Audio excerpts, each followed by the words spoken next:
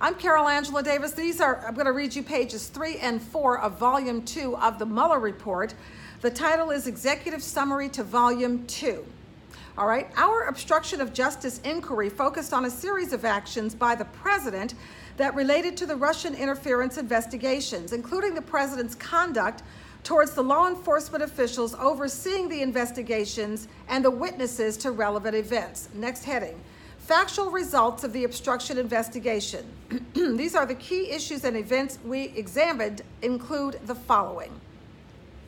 The campaign's response to reports about Russian support for Trump. During the 2016 presidential campaign, questions arose about the Russian government's apparent support for candidate Trump. After WikiLeaks released politically damaging Democratic Party emails that were reported to have been hacked by Russia, Trump publicly expressed skepticism that Russia was responsible for the hacks at the same time that he and other campaign officials privately sought information. Redacted. About, this says harm to ongoing matter. About any further planned WikiLeaks releases. Trump also denied having any business or connections to Russia, even though, as late as June 2016, the Trump Organization had been pursuing a licensing deal for a skyscraper to be built in Russia called Trump Tower Moscow. After the election, the president expressed concerns to advisors that reports of Russia's election interference might lead the public to question the legitimacy of his election. Next heading. Conduct involving FBI Director Comey and Michael Flynn. In mid-January 2017, incoming National Security Advisor Michael Flynn falsely denied to the vice president, other administration officials, and FBI agents that he had talked to Russian Ambassador Sergei Kislyak about Russia's response to U.S. sanctions on Russia for its election interference. On January 27th, the day after the president was told that Flynn had lied to the vice president and had made similar statements to the FBI, the president invited FBI Director Comey to a private dinner at the White House and told Comey that he needed loyalty. On February 14th, the day after the president requested Flynn's resignation, the president told an outside advisor, quote, "Now that we fired Flynn, the Russia thing is over," unquote. The advisor disagreed and said the investigations would continue. All right, later that afternoon, the president cleared the Oval Office to have a one-on-one meeting with Comey. Referring to the FBI's investigation of Flynn, the president said, quote, "I hope you can see your way clear to letting this go, to letting Flynn go. He is a good guy.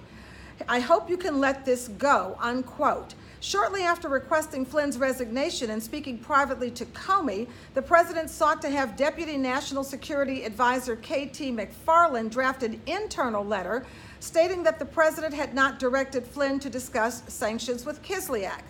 McFarland declined because she did not know whether that was true, and a White House counsel's office attorney thought that the request would look like a quid pro quo for an ambassadorship she had been offered. I'll say. Next, the president's reaction to the continuing Russia investigation. In February 2017, Attorney General Jeff Sessions began to assess whether he had to recuse himself from campaign-related investigations because of his role in the Trump campaign. In early March, the president told White House counsel Don McDonald McGahn to stop Sessions from recusing. And after Sessions announced his recusal on March 2nd, the president expressed anger at the decision and told advisors that he should have an attorney general who would protect him. That weekend, the president took Sessions aside at an event and urged him to, quote, unrecuse, unquote. Later in March, Comey publicly, turn the page, disclosed at a congressional hearing that the FBI was investigating, quote, the Russian government's efforts to interfere in the 2016 presidential election, unquote, including any links or coordination between the Russian government and the Trump campaign. In the following days, the president reached out to the Director of National Intelligence and the leaders of the Central Intelligence Agency, that would be the CIA, and the National Security Agency, NSA, to ask them what they could do to publicly dispel the suggestion that the president had any connection to the Russian election interference effort. The president also twice called Comey directly, notwithstanding guidance from McGahn to avoid direct contacts with the Department of Justice. Comey had previously assured the president that the FBI was not investigating him personally, and the president asked Comey to, quote, lift the cloud, unquote, of the Russia investigation by saying that publicly. Next section, the president's termination of Comey. On May 3, 2017, Comey testified in a congressional hearing but declined to answer questions about whether the president was personally under investigation. Within days, the president decided to terminate Comey. The president insisted that the termination letter, which was written for public release, state that Comey had informed the president that he was not under investigation. Within days, the day of the firing, the White House maintained that Comey's termination resulted from independent recommendations from the Attorney General and Deputy Attorney General that Comey should be discharged for mishandling the Hillary Clinton email investigation. But the president had decided to fire Comey before hearing from the Department of Justice.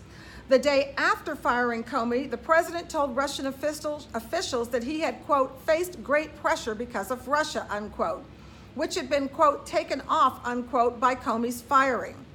The next day, the president acknowledged in a television interview that he was going to fire Comey regardless of the Department of Justice's recommendation, and that when he, quote, decided to just do it, unquote, he was thinking about, quote, this thing with Trump and Russia is a made-up story, unquote.